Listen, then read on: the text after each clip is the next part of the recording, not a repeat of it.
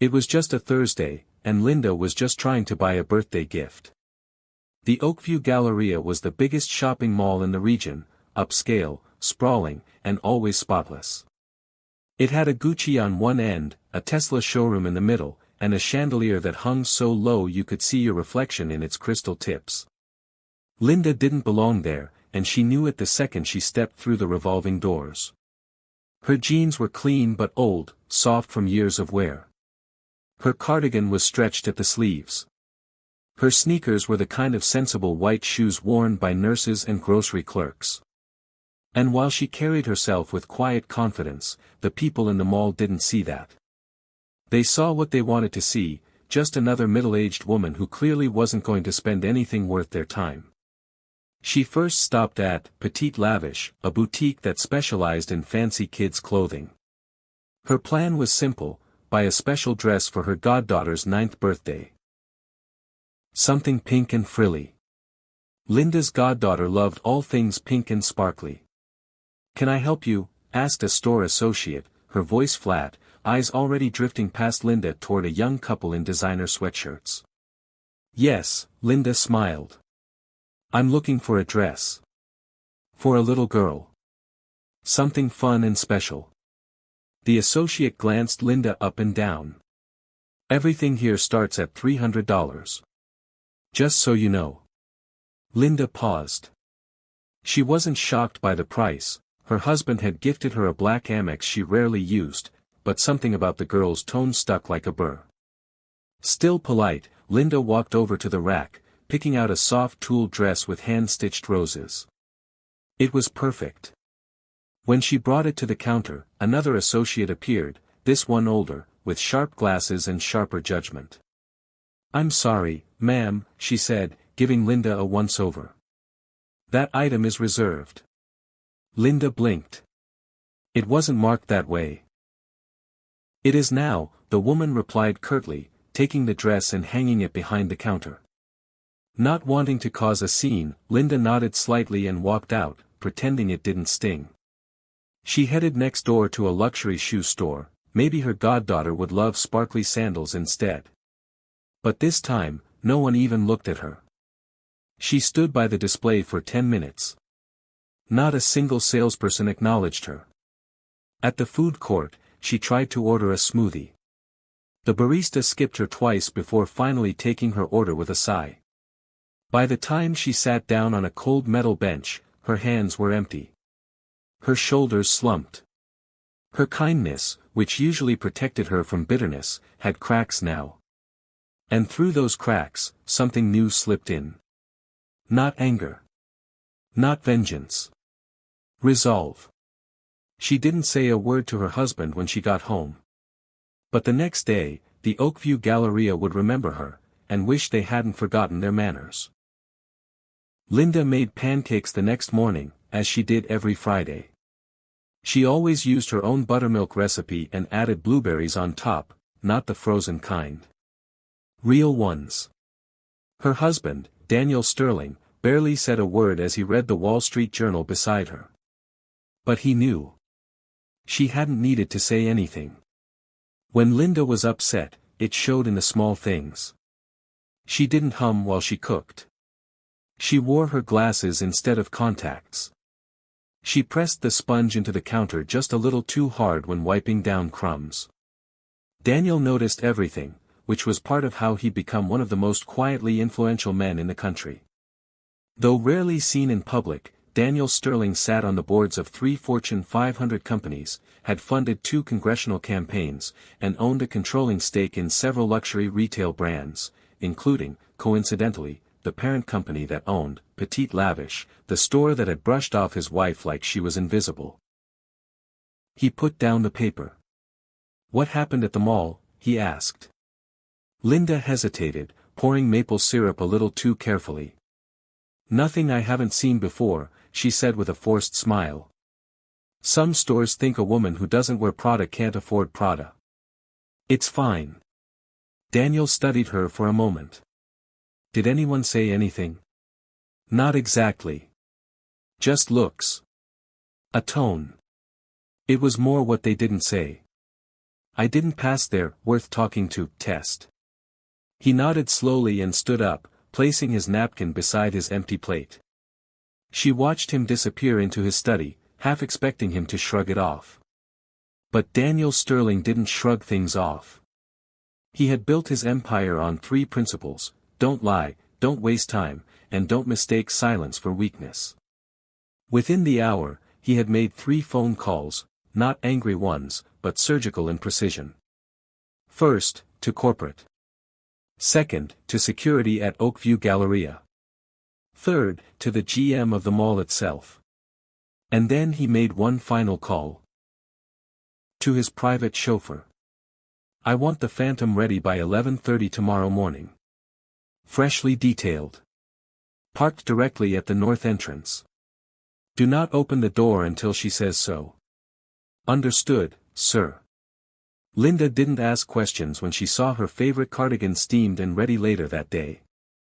She didn't say a word when her phone pinged with a silent notification: a personal shopping appointment had been booked under her name at every store that had ignored her. Daniel didn't want revenge. That wasn't his way. He wanted to restore balance. Quietly. Powerfully. Permanently. The next morning, the sun gleamed across the windshield of a custom midnight blue Rolls-Royce Phantom that pulled up to the curb outside Oakview Galleria. The door opened, not for a celebrity or socialite, but for Linda, in the same cardigan, the same jeans, this time with her head high and her presence impossible to ignore. The Rolls-Royce Phantom pulled up to the north entrance of Oakview Galleria like it belonged there, because it did. The doorman, who had never once opened the door for someone in jeans, scrambled awkwardly as the chauffeur stepped out first. The back passenger door opened with a subtle hiss of air pressure.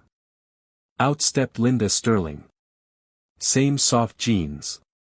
Same cardigan. No oversized sunglasses, no Chanel bag, no designer armor. And still, something about her was different today. She didn't walk fast. She didn't need to. Power moved with her.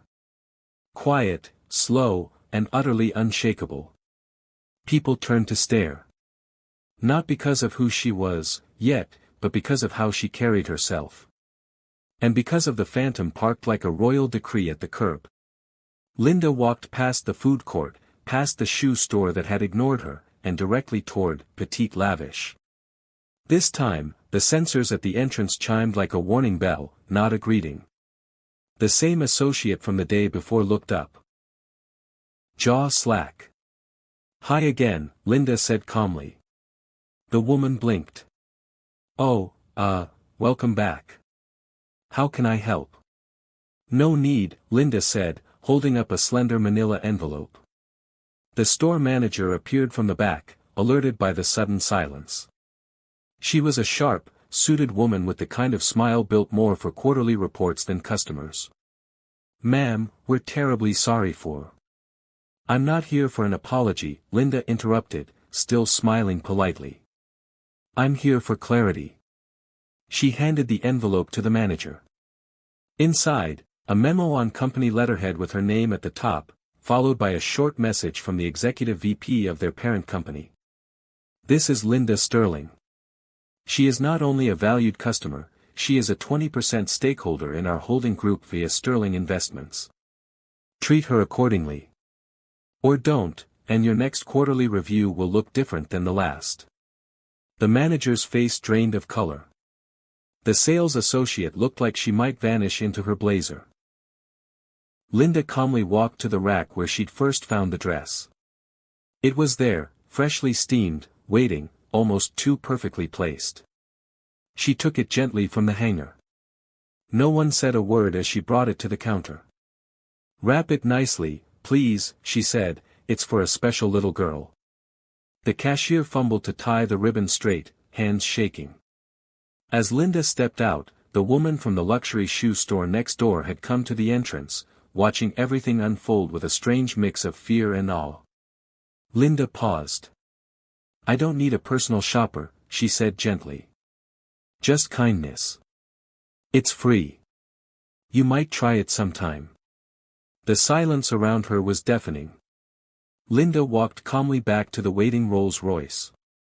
The driver opened the door. She slid in without looking back. And in that moment, Oakview Galleria learned something they'd forgotten. You never know who you're looking at, until it's too late.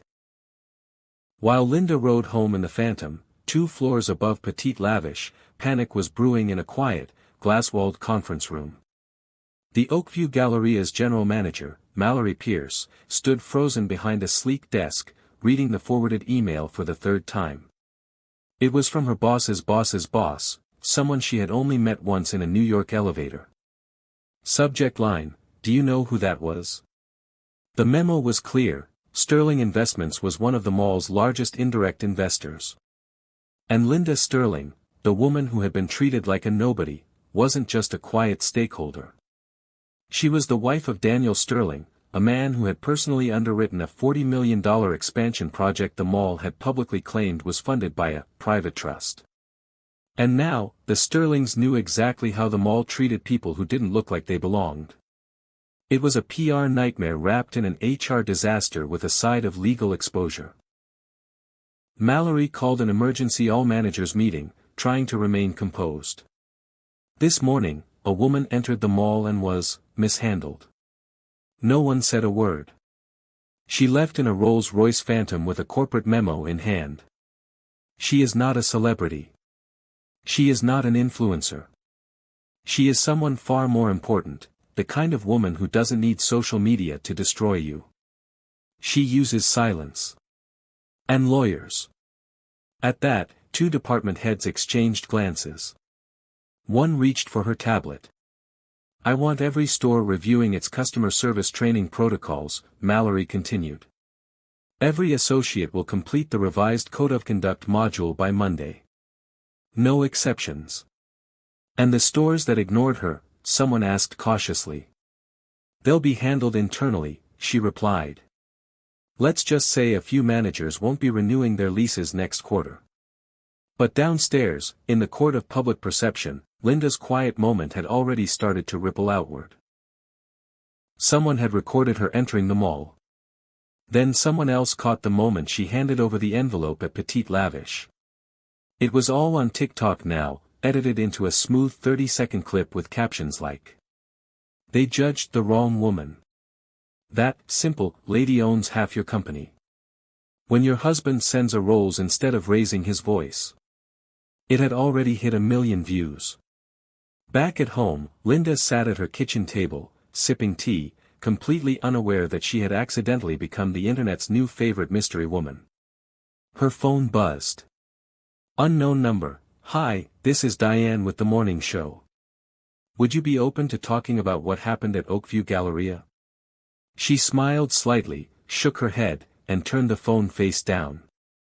This wasn't about going viral. This was about something much quieter, much older. Respect. And tomorrow, Linda had one more stop to make. Not for herself, but for someone else who didn't have a Rolls-Royce or a billionaire in their corner.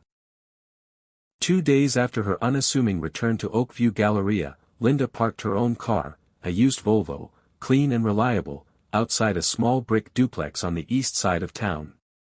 It was a world away from marble floors and luxury boutiques. The sidewalks here were cracked. The porches had chipped paint. But the houses were full of real people, the kind who didn't measure worth in dollars or brands. Linda knocked twice, and a young girl peeked through the window. "Miss Linda." "Hey, birthday girl," Linda said, holding out a long, cream-colored box tied with a satin pink ribbon. "Is that, for me?" the girl whispered. "Open it and see." Her goddaughter, Alina, untied the ribbon carefully, like it was treasure. Inside was the same tulle dress from Petite Lavish. Soft pink. Covered in tiny, hand-sewn roses. The exact one Linda had tried to buy days ago before being brushed aside. Alina gasped and held it against her chest. "I've never had anything like this," she whispered. "I know," Linda said, crouching beside her. "And you deserve it. Not because of the price. But because it makes you feel like you can float." And because the world's gonna try to tell you what you're worth based on what you wear. But I want you to know the truth, you're priceless before you even put it on. Alina nodded, eyes wide with wonder. Inside, Alina's mother, Carmen, stood quietly at the doorway, a dish towel in her hand, eyes glassy. You didn't have to do that, Linda. I know, Linda replied softly. But I wanted to. For her. Back in the car, Linda pulled out her phone. There were still dozens of messages. News outlets. Podcasts. Fashion blogs. Even a luxury brand that had offered to send her a style refresh if she posted about them. She deleted every one. Let the world debate the Rolls-Royce. Let TikTok dissect the outfit, the walk, the memo. They'd all missed the point. Linda hadn't gone back to the mall to flex power. She went to remind the world that humility isn't weakness, and that decency doesn't have a dress code. She wanted to make sure the next woman who walked into that mall, maybe in thrifted jeans, maybe in a faded cardigan, didn't get treated like furniture. That woman might not have a billionaire husband.